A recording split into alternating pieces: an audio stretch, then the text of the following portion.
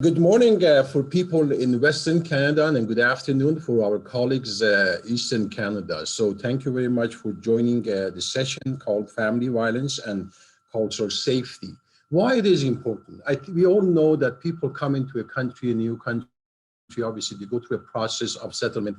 And this is really the most stressful time that people experience, meeting new people, trying to settle, trying to find themselves, building social capacity. So that actually creates a lot of, unfortunately, opportunity for things that they usually don't do that.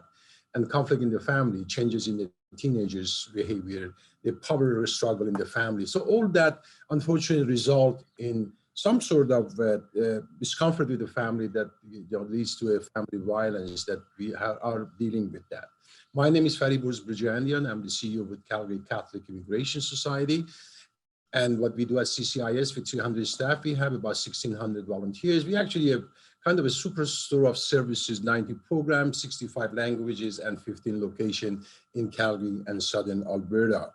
So one of the things I always promote about what we do in a settlement, it is a big business. It's a big, huge thing. 3 million people apply to come to Canada. 100 million people get this basic shortlisted. 300,000, 350,000 are let into the country.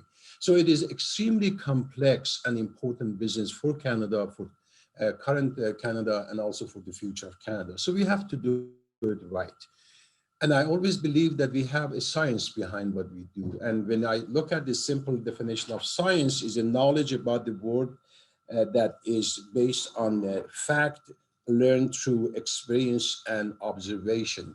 So I'm always looking at the science of things. So even having dealing with the family violence, first of all, preventing them, and then the right intervention, there is a science behind it. We have been doing it for many, many years, but I don't think we have enough time to look at the science behind it and looking the best way to do it. And actually, obviously, the cultural sensitivity in our intervention becomes extremely, extremely important. So that has been on the agenda for some time for many organizations across the country, including CCIS, and I have fantastic presenters, and I think that's what they have focused. I start with Amanda Koyoma.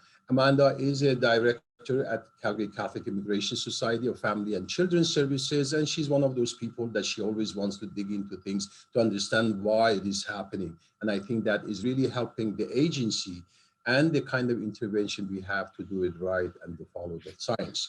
And again, we have also Amanda, it's just make life easy for us, Amanda Waitman. She is the principal owner of Habitat Consulting firm in Calgary, very dynamic firm that they do a lot of work in area of cultural diversity, human rights, and things that relates to settlement and integration. So today we are going to be taking you through a journey of how things needs to be done, what the thinking process should be for to design a program, to train our staff, and actually make sure what we do fits that particular family, because everybody is unique, culturally dealing with almost 100 different cultures coming through immigration. But at the same time, within that culture, there are also other subcultures. I think understanding things, and we have some sad experience with some of the groups that came to Canada, and again, my own involvement with the Sudanese settlement in Calgary, and the way we intervene with their issues of children did not really produce the result that was there. I mean, that's what was 15 years ago.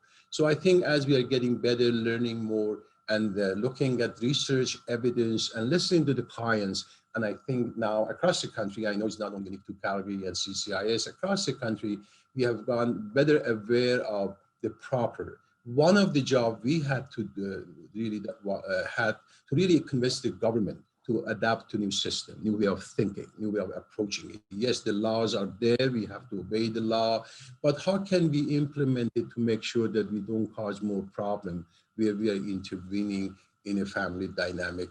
For a newcomer that we know they're already stressed, or already have a lot of other issues, how can we do it best? And this is what we're going to be talking about. So I stop here just to remind you that we have a question and answer box there. Please go ahead and put your question, that we would definitely accommodate that. And there's also a chat room that if you want to make a comment, to say hi to people, or say how wonderful our speakers were, that is where you put your comment. So thank you very much again for joining us. I pass the floor to Amanda Koyoma to start the presentation. Go ahead. Thanks, Fariborz. As Fariborz mentioned, I'm Amanda Koyama on the leadership team at CCIS, and thanks to any of you or all of you who are signed in. I haven't fully normalized speaking into a vacuum, but hopefully there's people out there. And as Fariborz mentioned, the workshops are always kind of designed to be participatory. So yes, there will be time for a Q&A at the end of the session, but please at any point, if you have a thought or a question, we have the chat box open, and if you want to sort of digress into something specific to you, please feel free. So as Fariborz mentioned, we work, well, my team in particular, we work at the intersection of culture and. So culture and family violence is a big one, but usually it's culture and children's services, culture and gender identity, culture and disabilities, but culture and family violence is a big one. And I always argue that I didn't actually want to get into this space because it's so complicated, but we had no choice because that's what we were experiencing, and that's what the data was showing us where the greatest need was. So when I say we work at the intersection of culture, and it's because for us and the work that we do, we're always trying to affect the systems working at the intersection. And so we do a lot of work with the mainstream family violence sector, but it seems to be it's a bit challenging at times. So as through this presentation, you'll sort of learn what some of those challenges are and what some of the adjustments we have made as a result of those challenges, but we continue to try and do the work at the intersection of the system. And this is the message we try and send to everybody of why culture matters and why it should be considered. And so this is, as most of you know, all of you know, I'm sure, that are signed in, there's so much language around diversity, inclusion, access, all the things. And we've for years sort of adopted the language of cultural responsiveness because competence, I think, is false. And so we often use the language of cultural responsiveness and ask our partners to ensure they're offering culturally responsive services. But what that looks like in practice is ensuring cultural safety. And there's multiple definitions, and I'm sure you've all pulled a bunch, but this is sort of the one we use and how we try and explain this to our partners. And I don't know if, Amanda, if you want to jump in at any time here around cultural safety, feel free. Yeah, I think in some of the work we're doing, and we'll talk about this throughout the presentation, is really supporting agencies, I think, to understand that it's not about being an expert in any one cultural group or many cultural groups, but having that ability to be self-reflexive. So that comes down to your personal practice and ability to be aware of culture and when it's showing up in your work. And on the other hand, finding systematic ways to embed cultural safety and cultural responsiveness into the programming, so it becomes more reciprocal. And at this point, I think, and actually, it's too bad, I would love to hear from all of you actually around, it's always seems to be a bit responsive and a bit reactive. And so I put this up because this came up last year at a time when I'm sure there was no way to avoid it, but this was the first time. This is from the Public Health Agency of Canada. This was last year, and I think it was in the summer or the fall. And I've actually never seen cultural safety in a funder RFP, like from the beginning, to say, and this is a criteria of your funding ask. And so I was really excited to see it in writing and it as like a weighted criteria. And specifically, I mean, public health of all people, of course, should be doing this because no one can deny COVID's disproportionately affecting marginalized communities. So there's real evidence around why there's a need here, but I've never actually seen it. It's usually an afterthought or it's specific to whatever funding group it is. So I put this up here to say it's super relevant, and it's not only relevant because we say it is now, like funders and other powers that be are recognizing finally that this is very important. And so the reason I was super excited is because it's considered at the design stage, which again, for me, I feel like it's always an afterthought. And this is a fun little story that this also was from last year. This is from a book called Upstream, and I'm not sure, some of you probably have read it, that Dan Heath wrote, and he tells a story about these two men who were having a picnic by the stream, like at the base of a stream, and they're having a nice time, and all of a sudden this baby floats by, and they run in to save the baby, and they're panicking and save the baby, and they're like, oh, okay, great, we got the baby. They bring the baby to shore and they make sure it's okay, and then all of a sudden another baby starts floating by, And so these babies keep floating by, and they keep saving these babies until finally one of them runs the other way, and the other guy's like, "Where are you going?" And he says, "I'm going upstream to see who's throwing the babies in the water." And this is the quote from that book. And I think about it all the time, because I think when we have lots of mainstream partners that ask us, how do we do this better, or how do we, like, even like really basic, I'm going to say, like HR recruitment. We've had a couple conversations around how do we recruit more diverse people. And I always think, and I always respond, you know, every system is perfectly designed to get the results that it gets. And this is because I think, and I would make the argument, downstream, I would make the argument that our sector is funded to be downstream. We're funded to be reactive. We're funded to save babies. It's where the glory is, and it's where the time is spent. No one wants to fund the guy running upstream, because it's not sexy, and there's no glory. And so I think people want to be downstream to say, look, I saved the baby. And unfortunately for me, I prefer being upstream, but it's a bit lonely upstream. And I would argue the funders fund downstream. And so it's always kind of an uphill battle. But when we speak to our partners, especially mainstream, we say, you know, well, look at your system. Your system is designed, however you design your system is how it's happening. And this is very, very relevant, I'd say, right now to lots of organizations who are trying to become more inclusive. And, you know, it's like the system that broke it can't be the same system that fixed it. So just keep that in mind. And so a really good story as it relates to family violence is that when we were working I was working with the mainstream sector, and we were working with the legal navigation team, and we were working around how to better access EPOs, like emergency protection orders for families experiencing whatever, any sort of child welfare EPO requirement. And I swear to you, I spent like at least 3 meetings or 4 meetings figuring out, okay, what can we do? How do we make this better, more accessible, more inclusive? And in the end, we ended up with, I don't know, probably at least 8 translated versions of how to access an EPO. This is ridiculous, just on a side note, but this is how to access an EPO through the court system here in Calgary. And I said, and I brought this back to my team, and I was like, you guys, this is what we've done. We had all these meetings, and now we can use this with our clients, and we can show them how to get an EPO. And they all looked at me like I was nuts. And they said, Amanda, our clients don't know what an EPO is.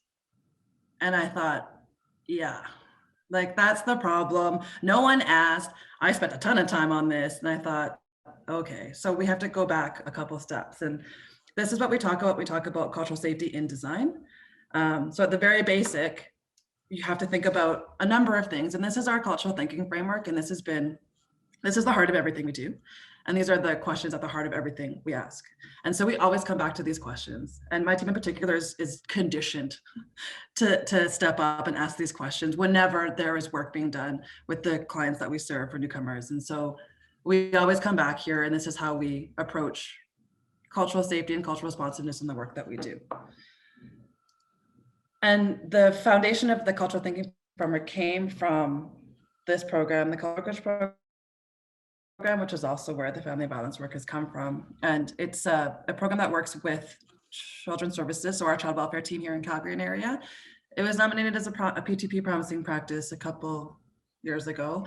And it was our response to children's services themselves saying, we're not doing a good job with newcomer families in need, and we need a better solution. And this was our solution to that. So the team has 10 brokers, and they're co-located at children's services offices around the city. And so they're half experts in resettlement and half experts in child protection. And it's a voluntary program. They have no authority in child protection, but they bridge the trust with cultural families between children's services and the need. And after 2 years, after 2 years or 3 years of this program, I think it's 6 years old now.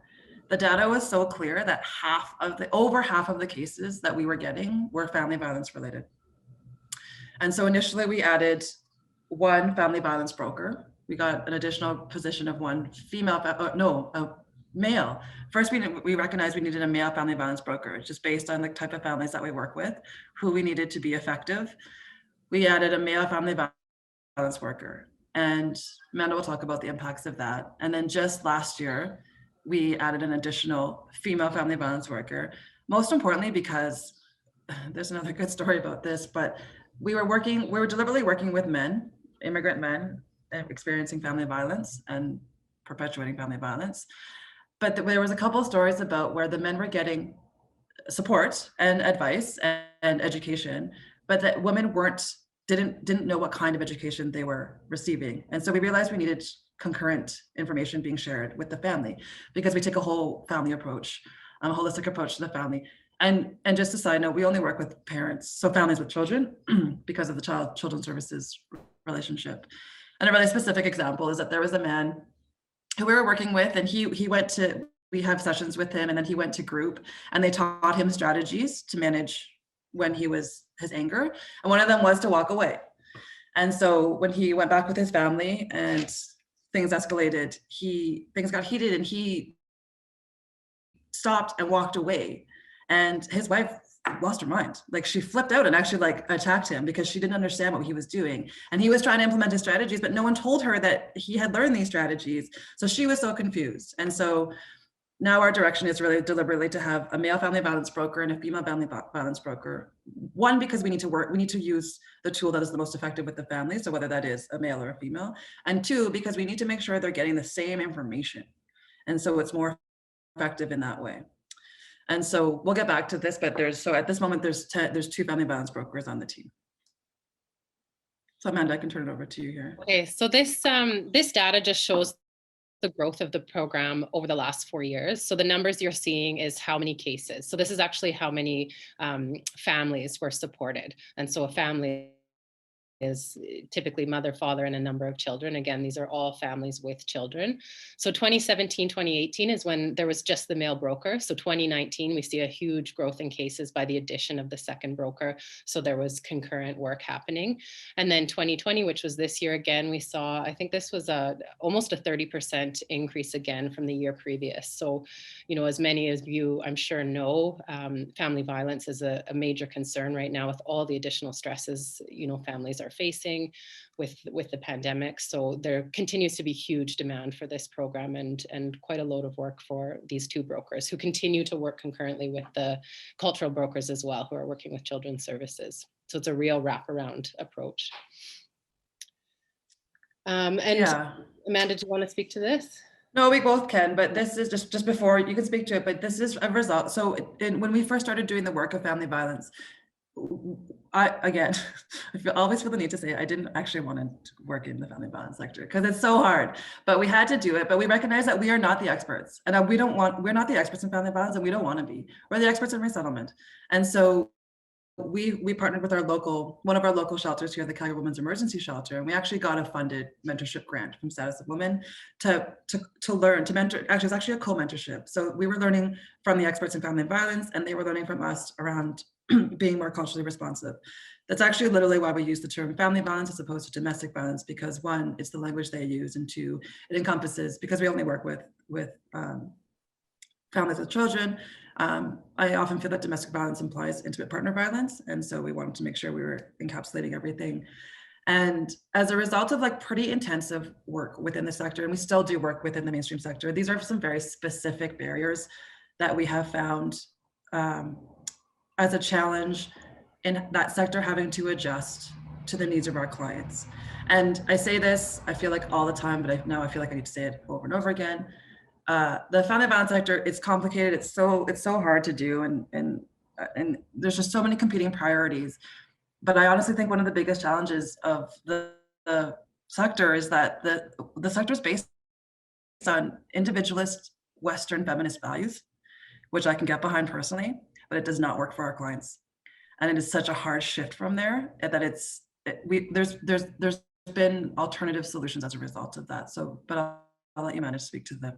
Yeah, I think it's just, many of you I'm sure are aware of some of these barriers in your own work, but just sort of keep these in mind, because this is exactly sort of where the work with family violence brokers lands, but also where we see some persistent challenges and opportunities. So I'll come back to speaking to these as we go through some of the outcomes. And then just for and this, because obviously this is a P2P practice, there's a real document on this program, so you can access it at any time, or we can send it.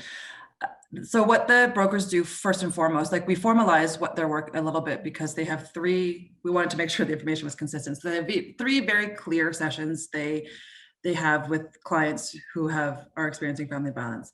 And there's 3 areas that need to be tackled. And the first one is very specifically system expectations. And this is like the core work of a cultural broker. Like I said about the EPO, you know, people assume, we always say people start at a 3. It's like, yeah, yeah, they need to get an EPO. So they assume they know what an EPO is, and it's just a language barrier. It's actually, no, you need to go to a 1 to say they actually don't even know what an EPO is. They don't know they need to get it themselves, and they wouldn't even know how to get it if I wouldn't even know how to get it if I wanted to. And so the good chunk of what the broker does is education around systems expectations. And this is things like, we have a lot of families that come from countries where the rights of the child falls directly under the parents. And so no one should be interfering with the rights of the child. So there's a very basic conversation that has to say, there's a whole organization dedicated to protecting the rights of your child. And this is like, sometimes it blows people's mind. And then there's the rights of a woman, and it's like a rights-based conversation. We have to have this education conversation. And then they understand why Children's Services is involved, who they are and what they're doing. And this is actually this is an interesting example. Again, I've had these conversations with mainstream family violence sector, and it was kind of interesting where they had this whole, and again, I'm not actually personally against this, but they were trying to push using shame to change the behavior of men, of perpetrators. And they were saying like, yeah, they feel bad, they should do this and this and that. And I said, just to be clear, don't assume that's accurate. I said, we have clients that they don't actually necessarily feel bad, but they understand what the consequences of their actions are. And so because they understand the consequences, like they could have their children removed, then they change their behavior. But don't assume it's just shame. And so this is another example of, you know, assumptions being made and all kinds of things. But this is what they do, is they explain the system. And then there's a very large portion of where they explain the impact of family violence on children, like on their brains and on their behavior and on their, you know, childhood development goals and that kind of thing. So this is, you know, a very impactful session when you talk about the children. And then there's about healthy relationships, because the majority of our families end up back together. Some of them separate, but the majority of them end up back together, as it's their own choice and they have their own agency. And so we want to make sure that when they end up back together, the violence does stop, or they have the right tools to manage it forward. And so now I can turn it over to you, Amanda. Okay, great. Thanks, Amanda. So yeah, as you can see with Amanda, what Amanda just covered in terms of the content of the 3 educational sessions it's a profound amount of information that gets covered in a short time. But through my interviews, both with the brokers and with clients, you know, clients too are able to say, yes, I learned this. So there's a significant amount of learning that happens in that short time, just by giving the opportunity to sort of back up those few steps and just explain why you're in this situation and what the expectations are in Canada. So I'll get more into the outcomes, but it's quite profound. And then this data is showing from the Cultural Brokerage Program how many of the families have sponsorship, so a sponsored family member, which is almost half of them. So there's also a lot of people who, you know, this adds a layer of vulnerability, but the system itself, the mainstream system, tends not to realize to even ask about sponsorship, for example. And clients often don't realize that, you know, their status will not be lost just because they leave an abusive relationship. So I think, you know, we like to show this data just because it, again, shows more in depth when you go deeper into the profile of these families, what the situations are. And the shelters engaged, most of the families who are working with the brokerage program are able to remain in home. But some go to shelter, but there's also a program which we'll talk about, which really prevents having to go to a shelter. And so part of the work is supporting families from having to avoid that scenario, which can be very problematic as well. The sponsorship piece in particular, you know, we started gathering that a bit later in, because we recognize the narrative in family violence is always about power and control. Power and control, which is, that's like the heart of the problem. But I don't know how you can have that conversation without recognizing the power of sponsorship. And we did a mock intake with one of our partners, and we kind of set them up. We set them up to ask if there was a sponsorship dynamic, and they didn't. And so I wanted this evidence to show mainstream that it's the additional element of power that comes with sponsorship, and how that affects what decisions are being made, and the decisions women make in terms, mostly women, there's been others, just to be clear, but mostly that they make in terms of not getting support or not taking action. But if you don't ask, I think you're missing a huge chunk of it. And so this is a breakdown of the clients who have been served by the family violence brokers to date. So you'll see in the pie chart that most are citizens and permanent residents. And then we see the breakdown of the families who are supported. So almost half of the clients are children. Again, we're not working directly with the children, but we're recognizing that they're impacted by the family violence that's happening in the household. And that's a huge part of the education. And slightly higher representation of mothers, primarily because children's services, the mother tends to be the one who's left in the care of the children. So there's a bit of a more representation of women. But as we have two brokers and are educating around the gendered approach and really trying to make sure children's services is always doing that concurrent sort of referral into the family broker system. We hope to see more men engaging, and they are just traditionally more difficult to engage, often because of how the system has treated them. And as we'll talk about, this family really this program really humanizes sort of the experience for the men as well, which is something that's really quite interesting about it. So the first year of working with, when we introduced the male family violence program, we were trying to engage men. At a certain point, the first broker, his name is Kamani, he said, you know what these men need? They need like a cool down. They need a cool down time. They need a separation and a cool down time to really kind of pause, reflect, and get the support they need. And I said, okay. And fortunately, Fariborz runs an agency that has a lot of resources. And so one of them was a transitional housing. And so we took 2 of those units. We received funding from our local foundation, the Calgary Foundation, to modify 2 of the units to be temporary accommodations for newcomer men experiencing family violence. I used to call it the perp pad, but I got in trouble from my staff, so don't call it that anymore. And so it's only for immigrant men who are involved with children's services and have family violence concerns. And that includes inappropriate discipline of children, not just intimate partner violence, but any definition of family violence. And so often, it's not always mandatory. Children's services is like, sometimes it's mandatory, but sometimes they suggest you separate or they suggest you leave. And rather than having the women and children have to relocate, and as you saw, most of them don't go to shelter, we wanted the option of taking the men out and also not having them lost, like having access to give them support and services. Because we had quite a few cases where the women, for whatever reason, they wanted to know where their husband was. 1, the husband was the one that spoke the language. 2, they were the one that had the financial resources. And 3, they were the ones that helped the kids with the homework. And so sometimes they're like, where's my husband? I need him to come help the kids with the homework. And we had to explain, well, he's not allowed and we don't know where he is. And so we were addressing that need as well. So we could also bridge communication between the family. So again, everyone knew what was going on. It wasn't just following directions and then not knowing what's happening next. So now there's a liaison at least between what is happening at that time and if the family is to reunite, what needs to happen for that to be safe and effective. And so it's an apartment. It's a fully, not super nice. Some people say it's too nice, but it's a fully furnished apartment. There's 2 of them. There's 2 2-bedroom apartments. So we can have 4 men at one time at the most. And there's a pretty strict criteria in place to get them in, because again, we're not a shelter, we're not the family violence experts, and we don't have the resources to deal with very complicated cases. We refer to the experts, the very complex cases the mainstream sector handles, because they're the ones that are equipped to do that. So it's often, I'm not going to lie to you, it's often men who don't recognize that they're perpetrators of family violence. And so we need to have a conversation with them. Personally, whenever they're in there, I'm always curious to know if they admit it. And most of the time they admit they've done something wrong. Every now and then they deny it, but the majority of the men in there have admitted it, and they're working towards addressing it. And so this is voluntary, it's not mandatory, but they have to access us for support, and they have to do what we say basically, or else they'll be removed from the house. And the length of stay, initially we were like, oh, it's going to be totally no low risk.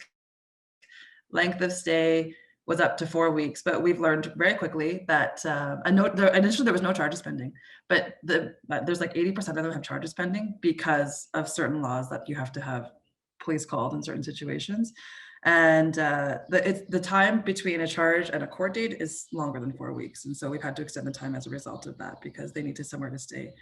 There's also to address, we didn't want to put any extra tax on finance of possible newcomer families that were already, you know, having financial barriers. We didn't want to add the additional barrier of having to find a hotel or an Airbnb or sleeping in their car. Sometimes they're often sleeping in their car.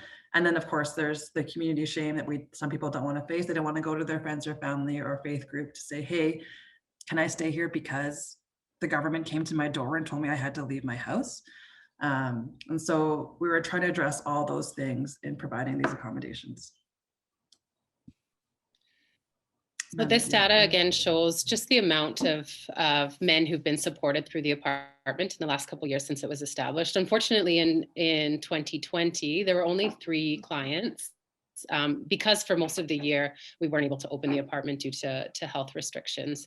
So a lot of these numbers really represent the year prior, but 26 stays in total. The average length of a stay is about 43 days. In total, it's been 1,137 days that someone has been, you know, in aggregate that the men have been in the apartment. In most cases, they return home, and for most of the families working with the family brokers, their desire is to reunite, which again really speaks to the gendered and concurrent approach of working with the full family. Some relocated, and those who didn't complete their stay. In one case, you know, there was, you know, somebody he was too isolated there. He needed to be around more people because of his own mental health. So, you know, there's different reasons, and the men are supported with whatever that relocation is and are able to continue accessing services with the brokers. I was gonna add though, there's also been a number of male victims of family violence in the apartment. Yeah, I think, I mean, amazing. I mean, this is what I talk about, the science of it. You went deep into it to understand what causes the problem. And when we understand that, also there are different ways of addressing the problem. Now, nobody comes to this country to say, I'm going to go there and I'm going to create a situation that I'm going to be kicked out of my house and my family is going to go to the basically to a shelter situation. So that is not what people are coming here. Obviously, the situation is beyond their control, and they do think that, you know, obviously, you know, you need to intervene, or the child family services or police have to intervene. So I think one of the things I never understood, I've been in the sector for almost 33 years. I never understood why we are taking the family out of their home. I know there are some laws, some restrictions, some definitely from the legal point of view, there are some good explanation for that. But as a person, I never understood that. We basically take their family in a very bad, you know, obviously date for them to take them to a very strange place, which is confined, which is closed with lots of strangers. I always felt how these children is going to forget about that incident. And I tell you what Amanda was talking about, how we were just encouraged to do what we are doing. And I think this should be really looked at nationally to see how can we, with the low risk family violence, remove the guys out of the home, not the whole family. We had when we had an influx of refugees from Syria, we had an issue, obviously, you know, it happens. We got 4,000 of them here. And we had to send one family actually to High River, which is about 120 kilometers from Calgary, at night with a Greyhound bus. So to me, that was just crazy thing to do. I mean, we put those kids, because we had no space in Calgary, so we had to put them there and even send them to another. And it seemed everybody was fine with that. Everybody thought, okay, there's a system is working. No, that was not working. It was not working for those children, that they would sit on the bus, travel without their father, knowing what happened. Just was crazy. It was just disaster to me. That's why I think we talked about initiating this initiative. We had the capacity to do it. I mean, we could really do much more, but again, this is not funded program. We just did it because it worked for our clientele, and we felt that let's do it. As Amanda mentioned, there was a capacity there to put in. We have a 10-unit apartment in Calgary that we own it, and we use it for transitional housing. But this is what I've been trying to bring it up to the policymaker to say, maybe this is another option. This is another option, because we know people come, they are a stressful time for them, and they may do things that they regret it. Don't take the family. So I'm still keep talking about that. And I want you, if you are in the different provinces, please raise that question. Why we are sending the whole family out of their home? In a low risk, as Amanda mentioned, that we do an assessment, obviously. And these 26 cases, that means 26 families, probably 100 children and women did not have to leave their comfort of their homes. So let's promote that. Maybe that would pay attention, our funders, our policymaker pay attention to look at different alternatives. So I just wanted to bring that up because it is important. And I think if we all think about it, and we'd like to hear from you, maybe in the future even, to see how you are looking at this. Instead of moving a family from their home, just move the guy out in the reception house or in a safe place, obviously with a very structured intervention to make sure that at the very short term, something comes out of that. So I just wanted to give that message. I pass the floor to. Yeah, yeah, it's a really novel idea because, you know, the idea is to separate the family for the safety of the family, but the unintended impact of that is, you know, either the shame of having to go to another family member, maybe not getting the space you need to sort of do the work, the extra financial burden of maybe having to now rent a second residence, or the stress of being in shelter. So you can see that the unintended impacts of that have the potential to be very, you know, severe. And so this is a really interesting approach, I think. And we'd be happy to hear from anybody who knows any other similar initiatives. At the time when we started it, there was the only one we could find that was similar. There was one in Australia, but it was very specific and very intense. And I think it had to do with incarcerated people. And so when they came out, they were sort of like locked in and mandated to a type of program that was quite intense. And that was one we found. And recently, one of our partners here in Calgary, they're opening a men's shelter. Because if you're a male victim of family violence, there's one bed for you, like in southern Alberta, which is crazy, and it's far away. And so I believe Rowan House is opening a men's shelter, but it's in Claresholm, and which is like an hour and a half, 2 hours away, maybe, from downtown Calgary. And a lot of the our housing is downtown, and a lot of the challenges are, well, he still has to go to work, and so he still has to go to work, and especially if he's the breadwinner for the family, and so sending someone really far away is not necessarily conducive to the needs of a family or a client either. Anyhow, so it's just to add into what other services are being done. Yeah, sorry, no problem. So now I'll just speak to some of the outcomes of the apartment. And these come from interviews that happen with men a number of months after they leave the apartment, and they've had a chance to sort of reflect and share what that opportunity provided them. And it actually goes right back to what Amanda spoke to as, you know, the original reason this apartment came about is, you know, men need a little bit of space to cool off, to recognize, you know, again, the system is treating them as, you know, when they are perpetrators, you know, really in that sense, and there's no system there to support them to change their behavior, and to recognize that there is a problem. And so really, when you talk to the men, this is a lot of what they speak to, is I had a chance to reflect, to be quiet, you know, to think about what I'd done and start to really internalize, you know, my behaviors and my actions, and think about how I can make it better, because I do want to remain with my family.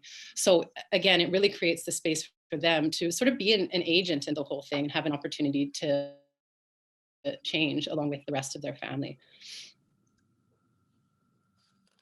And then here's some data from an exit survey. So this was with the clients from 2019, again, because 2020, we had so few.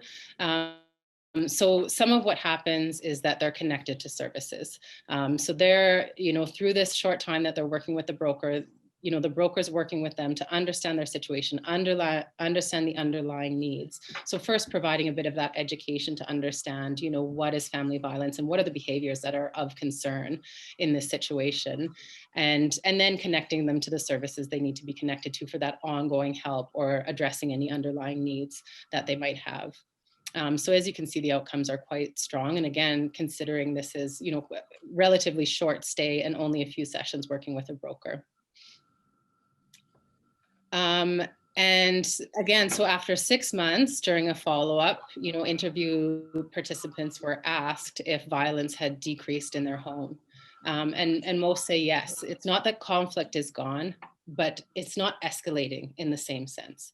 So that's a really profound outcome when, again, we think about the fact that families do want to continue to be together, or even if they're not going to continue living together, they're still parenting children together. And so they really are able to start implementing the tools and skills that they learn to have less violence in the home, which is really positive. And now I'll get into some outcomes of the family violence brokerage program more broadly. So again, this is, half the clients from the cultural brokerage program get connected in with family violence brokers because they have a family violence concern. So again, we do interviews with these clients and surveys to understand the impact of those 3 sessions or more that they're supported. And here the words you see are just some of the words that clients use when they're describing the experience with the family violence brokers. So, they're professional on one hand, but they're also, able to be flexible, whether that's what time they're able to meet. Definitely this year we found, mothers are home with children and now you have video calls and it can be very difficult. And so often the meetings are happening at 9 p.m. at night when kids are in bed, and the brokers are very flexible to sort of meeting these families where they're at. And then really meeting them with an empathetic and compassionate approach. And clients often speak to that opportunity. Amanda, just in the question box, there's someone asking if the spouses of the men interviewed, or the spouses of the men interviewed to ask about the reduction in violence, or only the participating men who had been using abusive behavior. Oh, in this case for the home, it would just be the men who are asked. But in this next part, which I get into, we speak to both men and women for the brokers in general. Yeah. Which is a good point, because you definitely can always get different sides of the story. So when we talk to clients about, their experience and some of what happened and what they learned, this is where it really parallels what the brokers also say they're doing in the sessions. And so they have an opportunity to understand what is abuse and what is family violence in the Canadian context. So again, a lot of behaviors that might be accepted where they're coming from or in their community are not within the system of family violence here in Canada. So just understanding that, like Amanda said, can really help them go, no, for the sake of keeping my kids and keeping my kids healthy, I'm not going to continue doing this behavior. And so again, also understanding the impact of violence on their family, on child development is a real motivator actually for many of the people that we spoke to. And then they can recognize the signs of abuse. And so again, these outcomes are coming from both sides, from both men and women. Men are able to recognize the behaviors that are, defined as abuse, as are women able to start to recognize when what is happening isn't okay. And with that, they're then able to understand the other choices they could make in those moments. Whether it's turning and walking away or getting the kids out of the house when they notice, some precipitating behaviors, anything like that, including self-care and sort of ways to sort of maintain the wellness of their family. And then understanding parenting. So a lot of, while this intersects definitely with family violence, just simply the understanding of, how parenting is viewed in Canada and how child development is viewed in Canada is also very helpful, because again, there's also often cross-cultural tension in what you thought you were doing was the best for your family, and now having this different expectation here in Canada. So people really appreciate the opportunity to learn that, and then they can start to apply the skills. And a lot of people talked about how indeed, not only are they motivated, but they are really making different choices. And those we spoke with, when we do speak with a couple who get concurrent service, they really speak to how after their sessions, they'll come together, they'll talk about what they learned, and they'll implement those strategies together. So that's also really promising. And in those spaces, we do also hear the woman or the victim of the family violence also expressing that there is less violence. Just want to add a couple of things. I appreciate the previous question around making sure both sides are addressed. I appreciate that. And just in terms of the apartment and this program, because if the men are in the apartment, it's because Children's Services is involved. So Children's Services really is the accountability mechanism to ensure work is being done on both sides. I mean, they're there to ensure the child is safe. And so when men are out, they have to basically exhibit behavior change in order to go back to the home. So just thought about that question. I want to answer this question from Anonymous. What do the police think of your program? Do you think that's a great question. So here in Calgary, we have a very good relationship with our our police. Like CCIS has a very good relationship with Calgary Police because we need to work with them in so many ways. And we have a diversity unit in particular that is specific to the work we do. And before we started this department, we actually consulted with the police because we wanted to, you know, speak about risk mitigation and what was considered. And really, they appreciate it because often they don't know where to take them in. And so there's that. And actually recently, I was just talking about this, I was invited to give a very robust version of this presentation, including criminal charges and everything, to the Canadian Association of Threat Assessment Professionals, which is national and actually in the US. And I was invited because people were asking how to better engage with this population. And so, no, I think the police are quite supportive. Well, our police at least. I can only speak to Calgary Police, but and the RCMP. Like the RCMP and the police that we work with are very supportive of this program, and are a resource for us to access when need be. And to that, I'll add, Amanda, that you know the other component of this program is that it's attached to children's services, and so children's services themselves definitely recognize that the readiness for the client, whoever that client is, to continue engaging with those services is much higher, because this program sort of does that, backing up those few extra steps. So we get the ability to understand what's happening and to accept, you know, what's happened. So then we see the system engagement change. So definitely the system, you know, also sees the strength of this program. So a few other things is, you know, clients start to speak about different behavior changes. So that's really what we're looking for. And again, thinking 3 sessions and then we start seeing behavior change is really powerful. And whether that's in conflict resolution, you know, communication, how children are being parented. So that's really promising. And again, there is, you know, 3 sessions is only a little bit, but a huge part of this work is connecting these clients to the appropriate resources to address their ongoing needs and referring them to culturally appropriate resources as well, I should mention. Can I just add to that question, if the police is supporting that? And it's not only police, the family children's services, other shelters. So the whole you know, bodies that are involved with preventing or addressing the family violence when it occurs. But again, I just wanted to bring everybody's attention, for government people, they have to follow the policy. They have to, those boxes are real for them. And I think there are a lot of liabilities for them if they deviate from operating out of those set guidelines, when we call it boxes maybe. But again, I think this is our role, because we are, as a community-based organization, we have more flexibility. I think the policy for us, we can change our policy, we can change our thing. But I think the key is how to develop a trust relationship with all other partners. Obviously, when we do that, I mean, we don't want the shelters to feel this is how we're going to do it. No, this is not.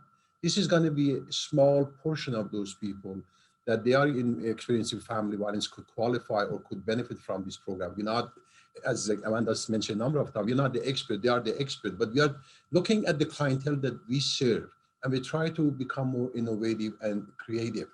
For people that they work on a government policy, it takes about 2 years to average 18 to 2 years to change a government policies. And there's a good reason for that, why it takes so long. As for us as a community-based organization, Amanda comes to me, we talked about it, look at my limitation as a CEO, and we make a decision. If we have to call my chair, I call the chair, I say, this is what we want to allocate the resources for, this is what our approach is. So I think, I just want to remind everybody that I think this is our job to influence the policies in the long term, but in the short and medium term, while the policies are being reviewed, we need to be creative. And this whole notion of innovation, that is what it is really, that you look at how can you do within the limitation that the funders, the government, the legislation puts for you, how can you be innovative to at least make a dent, do something? And this is a prime example of, we're not breaking any law. We're not, yes, people talk to us and say, oh, what about the guy is violence or the person that you're taking out? No, we put assessment. We do an assessment. We observe the person.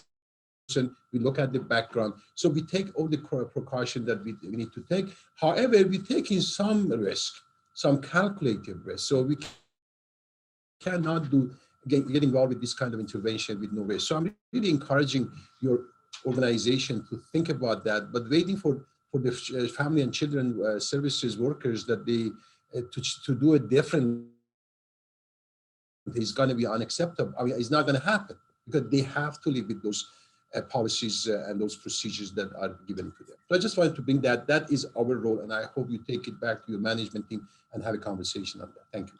Go ahead. I just want to make sure the questions are answered. So I'm just leave this up here a minute about the questions.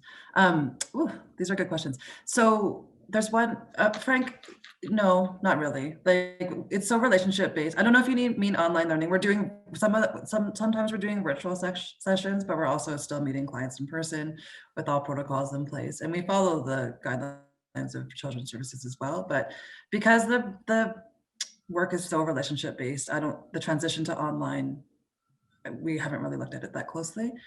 You mentioned a client with mental health issues. So yes, so we're very careful with that because again, we're also not mental health experts. And we have very good partners in Calgary, but I have to tell you, there's a significant lack of formal counseling services being offered in first language. And so there's very few opportunities for us to refer to a psychiatrist or organizations offering the languages that we need. And on the same note, and I'm sure you all have experienced this, Amanda mentioned self-care, but when we introduce that, that's a Western concept. So when we introduce that to clients, they're like, what are you talking about?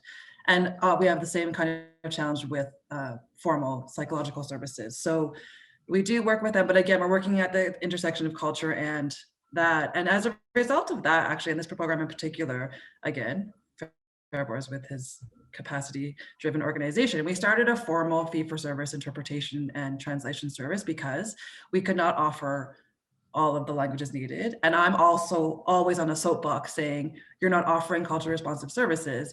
So I needed a solution to that. Okay, fine. Can you please provide counseling to this client and we'll provide the interpretation because you're not providing it, we'll provide it for you. And so there's that. Calgary Police have a unit specializing in intervention when mental health is the main cause. Is a bit of a complicated question. Maybe Amanda, you have more. Like yes and no. There's they have a couple programs that are specific, but they're very specific. Like we're on the panel of the advisory of Redirect, which is around extreme radicalization, which I guess could be a mental health criteria. But the Calgary Police does a lot of work in partnership with social workers. Yeah. So yeah, and more so in response to everything that's happening in the world. There's a bit of a shift in how those cases are responded to. But I don't know if they have a mental health unit specific, actually. But many of the clients of the brokerage program, which is sort of the bigger bubble that family violence falls into, mental health is one of the biggest underlying concerns of a parent or of the child. And most often it's underlying trauma. So one of the main referral sources is for, trauma-based counseling. But while the family brokers are doing sort of this sort of short-term support, the cultural brokers can continue working with that family while they wait to get the service they need. So they are continuing to be supported until they're able to actually access the services that are going to support them. And again, prep them for, the Western and the Canadian conception of a mental health service, in itself. There's another question around mentorship from Rosemary, and not formally, Rosemary. There's been no formal sort of or mentorship or like falling or volunteering back in, and there hasn't been that many because there's 4 separate rooms. There hasn't been actually that many occurrences where there's 2 people in a room. But our very first dad, he was in. I think he was a favorite. He was in there for quite a long time, and we put a second person in there with him. He informally was kind of advising the other guy what to do and what not to do. And it was kind of great. Like he was doing our job for us to be like, no, you can't do that. And he kind of took this informal mentorship role, which was pretty fantastic. And we've had really good success with very respectful dads and wanting to help, each other and their family. I'm not sure the question around other programs, I'm not sure if you mean the family violence specific or the brokerage program. There's in Edmonton, the multicultural health brokers have a brokerage program. And I have to tell you, the cultural broker is a very common practice in health. Like everyone knows, you need someone to help you navigate within the health system because it's complicated and it's a mega system. And so there's quite a few examples of cultural brokers in health settings in all the provinces. I have actually never seen a brokerage program in social services setting anywhere else. So Edmonton has the multicultural health brokers that are similar, but kind of, it's a very different model. And in terms of similar programs around family violence, I haven't seen any, but someone else might know.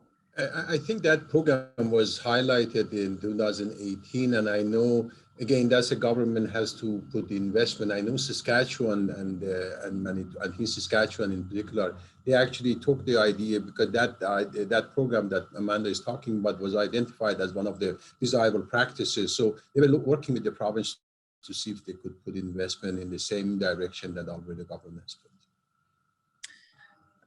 And that last question there, that's like a really big question. Yes and no. I mean, that's not our response. Yes, our clients get some training, but we don't see all clients. So I don't know, Fariborz, you might want to speak to that. If families get any training orientation.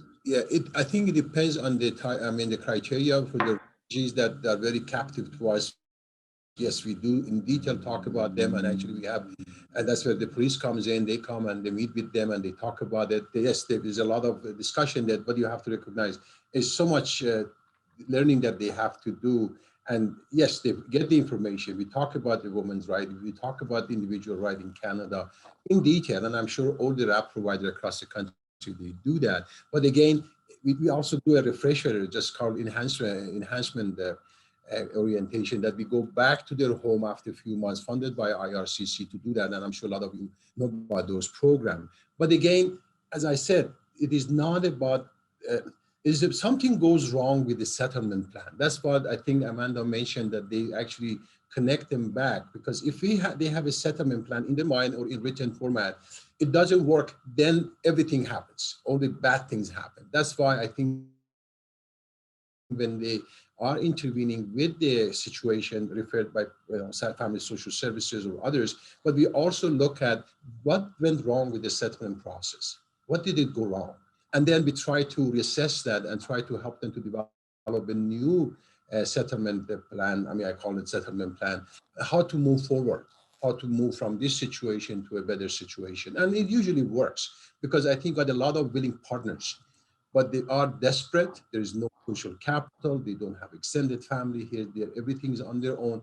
And one thing I wanted also to raise is my observation is when you have different category of the category, a skilled immigrant, they come with the money, they come with the means. So a lot of issues can be resolved in the short term because you have resources. So when you have your child going to school and coming back and expect to go to that ski trip, as a family that you came and you have the means, you pay for it. For a family of that refugee children, they can't do that. So that itself could create a lot of different dynamic. About the covering the expenses itself, I mean, how you manage your finances for a family group, it is a major thing. A lot of people, they come through the refugee program, humanitarian program, obviously they're always struggling. And we know that is an issue. That triggers some of the problem that we have. So we see a little bit work more closely with the people that they come as refugees or private sponsored refugee claimants, because we believe that is where our resources can address things in the short term. But for other immigrants, actually the timing is a bit later. That happens later on. When you look at the date of when a skilled immigrant gets into family violence, is usually after a couple of years, because that whole family dynamic changes for some reason. So there are different trends in different group of immigrants or refugees coming to Canada. I just want to end on this note, especially because there's been questions about the police. And so we have formalized, again, because I'm always running around telling people that we need a response. And so we formalized a cultural responsiveness audit. And the main organization, which I'm sure a lot of you know about, is the Child Advocacy Center. So there's a Calgary area Child Advocacy Center, but they have them across the country. And the Child Advocacy Center is at the intersection of police, justice, RCMP, health, and children's services. And so they came to us and they came to us and said, we need to understand who we are not serving and why, which is phenomenal. And I think at the heart of all the work we're doing now. And so Amanda and I are undertaking this audit, which I just feel the need to always say, this is a 18-month expensive process, because we're looking very thoroughly at what they do and recommendations of moving forward. I wanted to share this because the police and our CMP have been very responsive in this process. And so for those of you asking, yeah, I mean, I don't have anything negative to say because they've been great and we're doing this really, really great work. And everyone sort of recognizes there's a need to shift. And so I just wanted to share this work that we're also doing, being very mindful of time, because I think we have 15 minutes. Yes. Yeah. Oh, we have 15 minutes? Yeah. Okay, great. Let me talk about these the other partners. I mean, police is only one of them. I think we are really helping them with the complex situations that for us is simple, because if you remember that one of the posters that Amanda showed was really understanding client. Who are they? Where they are in their life at this point. I just give you my own personal experience. I came in '88 as a refugee to Calgary. I have two boys. They were 8 and 6 at the time. They were very handful. They lived in a refugee environment for almost a year and a half. They suddenly come to Calgary. We go and rent a place. And that place that we rented, an apartment, it was something that we really needed to control these two wild kids, how to manage in this small apartment, about maybe 12 apartment. So I'm just giving you that one particular example. Everybody, the tenant, the landlord, the caretaker expected my kids to behave exactly like a kid that was born in Canada, sleep at 9 o'clock, get up whatever the expectation was, that my kids could not meet any of those expectations, at least for the first few months till they resettle. So I think that is where the issue comes in. Most of the time, people go into a situation, they already have a mindset that there's a bad guy in this house, we have to get him out of there, or we have to punish, because they don't spend time to understand. And again, I can give you tons of examples. I'm sure as a participants, we're talking to basically converted and a lot of knowledge of people I'm sure we can learn from you. And that's very obvious through the question you're raising. Just making our other partners to pause and understand the client, the situation they are in their process of settlement integration. Give you a short story. We had a reception, as I used to do a settlement counselor in 1988, 89. We had a family came in with 6 kids, very, very unruly kids. They were, they were just wild, like my own kids. That's what we expected.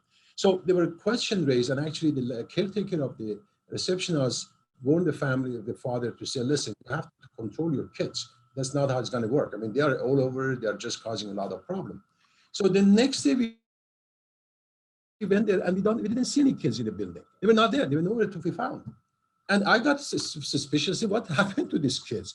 So we go to their room, and actually the father, again, I'm not judging, he thought that was the best solution. He actually tied all the kids with the rope, and then he put the rope, tied it to the bunk bed that they had. And then that was it. And that's how he thought he can solve the problem. Now, one could say he should go to jail. One should say he should be taken out of that family. But because the guy was 3 days in Canada, had 6 kids that they live in a refugee camp, that nobody cared what they do, what they go, where they go. And suddenly they come to this very structured reception house that we expect everybody to behave. So that is, I think, understanding. And then we educate them that you can do that in Canada. You can, that is the last thing you can do. I'll give you another example. When we had a lot of, again, I don't want to mention the ethnicity, but they came, and to them, where they came from, the washroom was not something that familiar to the kids in our reception house. So we have beautiful reception house, like most of you have in your local. We are very proud of it. We keep it really ship and clean. And when you go to this washroom, everything is white, everything is clean, everything is so well kept. So some of these kids, they actually felt this is not where they're gonna go and do their poo, or they're gonna go there and pee. To them, it was not a place, it was too clean to do that. So what they choose to do, they used to go under the stairs. It was dark, nobody was there, and they felt more comfortable to go and do their things there rather than to do it in the washroom. So you have to understand that. That was the first time they saw this whole complex toilet system that we use in Canada or in the Western world, or in many countries, not only Western worlds. So I think understanding the clients is the big thing. We do it because we had the advantage of being with them, living the experience, most of us, we understand that. but our job is to make sure our partners understand. So that is why the whole concept of cultural sensitive approach in any intervention becomes so important. So go ahead. Matt, I put this back up, so maybe if you want to speak to it as well. And I just want to, Rosemary, I don't have a good answer for you. I think because it was brokering a system, like it was a cultural broker. So we didn't want people to be,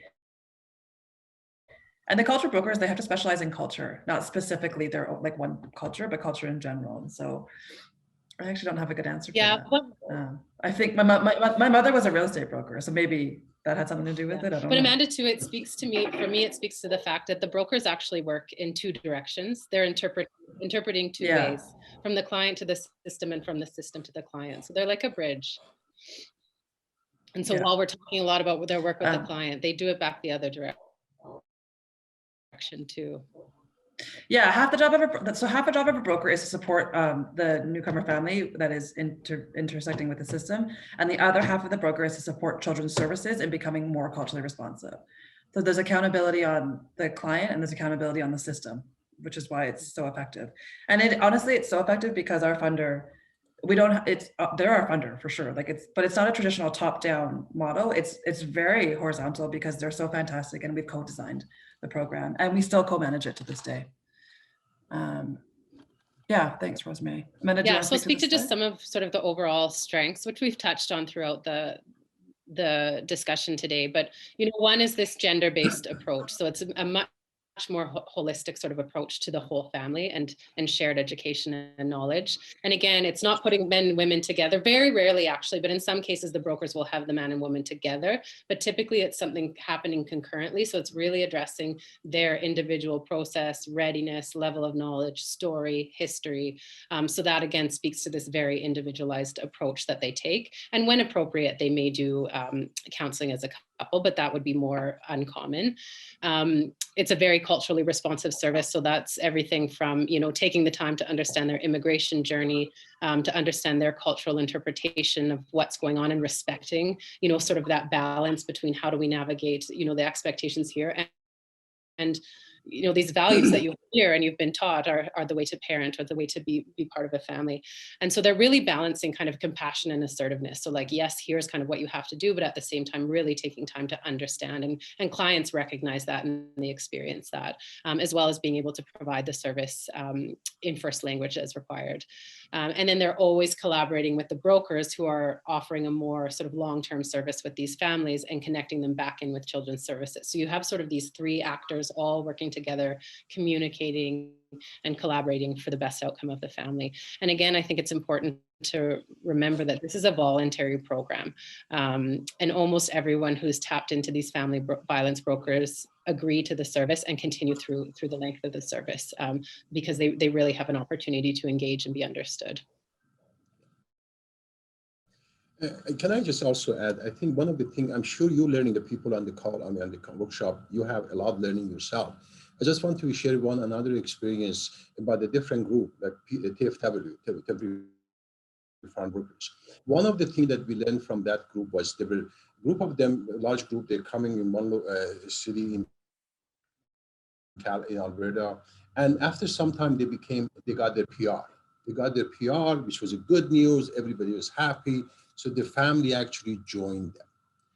The family joined them from that particular country, and then we saw a really huge issues, family issues. I mean, some of them violent, but most of them, they had conflict, huge family conflict. And we didn't understand why it's happening, because they should be so happy that they got, after so many years coming here as a TFW, now they got PR, the family joined them, what is wrong? So actually what we learned was very interesting. The learning was that the people that they were landing in Canada, when you look at their history, they married 20 years ago, but they never been living with their family. They were always working in different countries as a providers in Dubai, in Saudi Arabia, in Indonesia, now in Canada. So this was really the first time this man or this person or the woman, in some cases they were women that they were joining their families there, they never had really lived with their husband or wife for 6 months even continuously. So that was a huge learning for us to say, wow, then these people need to really reorient about the relationship. Now they are here, they live as a husband and wife, there's no more temporary foreign work to go to Dubai, you know. So that, it was such a learning for us. So we adopted that in the new orientation for that group when they were having the family joining them. We just raised the issue. We said, you understand, your family is coming here to live with you for the foreseeable ever. I mean, it's going to be happening. You're not going to go away after 3 months. So I think these are the trends that we learn. And I think because we are so intimate with our client and how we understand that, to share those kind of things. So again, there's so much learning, so much science behind what we do. And that's what I think we are trying to convey the message. And one thing I want also to say is that this work that you are hearing is about now 4 years, 5 years intensive work. We as an agency, we really wanted to understand it better because we wanted to impact our initial orientation, our intervention, basically to prevent that. I think more education, more awareness, obviously result in less of incident for us to as a family violence incident.